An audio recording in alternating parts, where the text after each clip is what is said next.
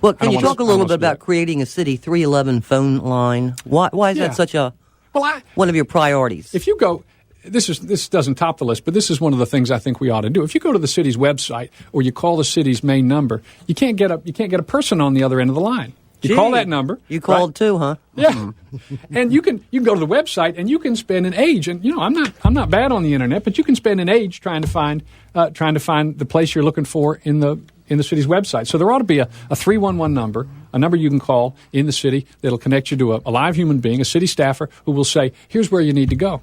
Well, I like it when it says press zero. And what do you get? And you get the next press zero, press zero, press zero. Now they set it up if you press zero, it just throws you back to the main menu. Let's take a phone call here. Tim, do you have a question for candidate Jason Judd? Yeah, Blaine. How you doing? Good. Now make sure it's a question, buddy. This is a question. You just brought up you brought it up about permits and codes. How are you going to bring more jobs? I work for a huge company, and it's a worldwide company in Frederick, and we rented equipment to a company from Georgia that built the Rosemont or the Rose Hill Cemetery Mausoleum. You mean Rest Haven? No, Rose Hill. Okay. The new mausoleum. That contractor told us that they would never, ever come back to Frederick if they did.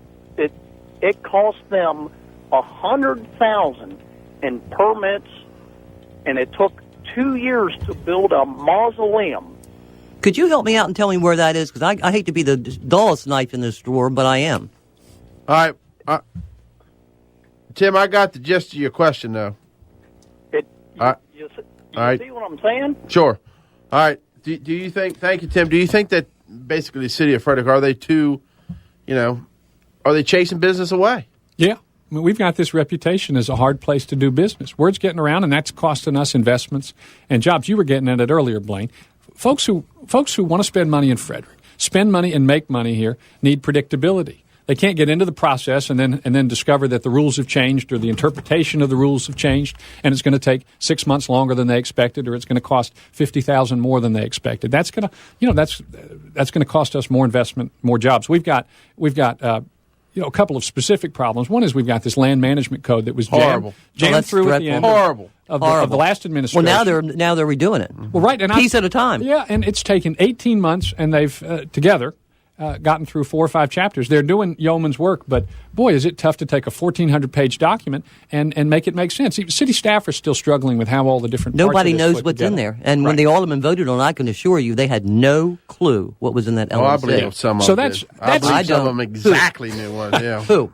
Well, I'm not going to talk to Jason. Yeah, so that's incumbent running for election there. And one of the things I'll do if I'm elected is get somebody in the mayor's office, somebody who reports directly to me, whose job it is to make sure that folks who are looking to spend money in the city, whether it's a little bit of money or a whole lot of money, are getting through the process. And it's not going to be enough for that person and the mayor together to fix it for them. That's not my style. We're going to have to change our system so that every investor who comes after doesn't have to go through the same thing. Well, then how do you include Richard Griffin and his people and all that? I mean, they just attract people and then they turn them over. We turn them over for somebody in your office to walk them through the process. This would be part of our economic development program. But we need to beef it up because too many companies are in the pipeline and getting lost. Richard and his staff do a great job, but too many folks go through the process and are getting a little bit of help at the end. But we need a process that's predictable and timely, and that'll help us bring more investments and bring more jobs. Now, another thing I heard is, are you advocating for a city manager? Is that true or false?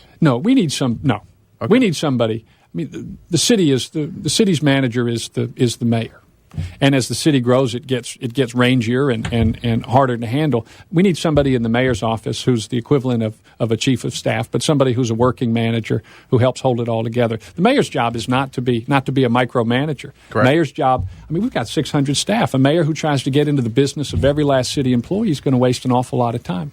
We need a mayor who's got the confidence of the senior staff. Make sure they know what the goals are. Make sure they got strategies, and holds them accountable for that. So you'll have people work for you, but the mayor's the mayor. He's the one in charge. Right. Or she, I guess. Correct. All right, let's take a quick break. We do have a couple people holding. to talk to Jason, talking to Democrat Jason Judd running for mayor. 3 to 4 o'clock, we'll talk to Jennifer Doherty. 4 to 5, then we will Judd, candidate for mayor, Democrat. Very good, Blaine. Your mama would be proud, son. Let's go to Catfish. Please make sure it is a question, not a statement. Catfish, you have a question. Good afternoon, Anita. Good afternoon, Blaine. Good afternoon, Mr. Judd. Hey. Good afternoon. My question is, if you become mayor, can the owners of the city restaurants and other small businesses, in lieu of the fact that you do have a working relationship with SEIU, can you guarantee that they will not have red-shirted union organizers show up and bully them into either unionization or pandering in other such ways? Well, it's not the mayor's business what goes on in restaurants and other private businesses. So short answer is no. Thank you. All right, thank you. Let's go to Big John. Big John, welcome to the show. What's your question? All right, my basic question is, Mr. Judd, do you believe the leadership starts at the top? And do you believe that the mayor and board of aldermen of our city should set the example for the rest of the people that work in the city? And let's just take the deal that's coming down now at City Hall, where they're talking about possibly cutting people back to 32 hours a week because of the cuts from the state and everything. And yet the mayor and board of aldermen are still going to take their raise next year. And I made a proposal to take it over 4 years, and that would save us maybe $150,000 just in taxpayers' money. All right, John, thanks for the question. Yeah, thanks, John. Yeah, I think leadership starts at the top, and I think next year's and the year after that, maybe the year after that, it's going to be a tough budget year. And the mayor and the board are getting a raise this year. I think the mayor's pay. I mean, I can just speak for myself. If I win this race, I'll pull down my pay by the same amount the city budget's falling. Mayor ought to share the pain everybody else is. Mayor's salary, I believe, goes from 75 to 90, and I think the alderman, they're 15 to 25, something like that. It's 15 or 13 to 25, something like that. The ballpark, going 25. Yeah. So you would turn back a percentage of your salary, because that's what we did in the state in '92. Turn back some of the. So you would take the decrease, whatever the decrease is that the employees take. You'd take the same. If the city budget's off by 4, 5, 8%, we don't know what it's going to be yet. I think the mayor ought to take the same hit. All right, let's see who we have here. We've got Jay. Jay, welcome to the program. Hey, Blaine, how's it going? Good.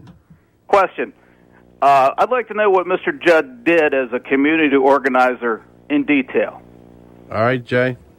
Well, I worked in Texas for a number of years with congregations. We built organizations citywide. They included Baptists, white and black, Catholics, Lutherans, you name it. They were all part of the organization, and my job as the organizer was to help them figure out what issues they cared most about and how they were going to work together on them, and then how they'd build relationships with business leaders, with elected leaders, city level, county level. So you went into congregations and worked with them to see what their issues were? Yeah. Not their religious issues, but they, as congregations, cared about what was happening in their neighborhoods or what was happening on the jobs front or whether or not city money was being well spent. So my job was to help them advocate, and you got away with that? Sure, this happens all over the country. It don't happen to Evangelical Lutheran Church. I can tell you that. Let's take a quick break. Well, let me. Can I just finish this up, Blaine? And as a group of congregations and schools and businesses, we made sure that cities were investing in people and making sure that after-school programs were available, because that's part of smarter community policing. We made sure that there was good job training available so that the city was able to bring better jobs in. Those are the sorts of things I went to work on. All right. I'm still hung up on the church. Website is juddformayor.com, correct? Just spell it straight and out. Judd is Judd, just so people will know. Juddformayor.com is the website. Talking to Jason Judd, running for mayor in the Democrat primary. We'll talk to Jennifer Doherty at 4 to 5. We'll take a quick break. I want to thank Buckingham's Choice Premium.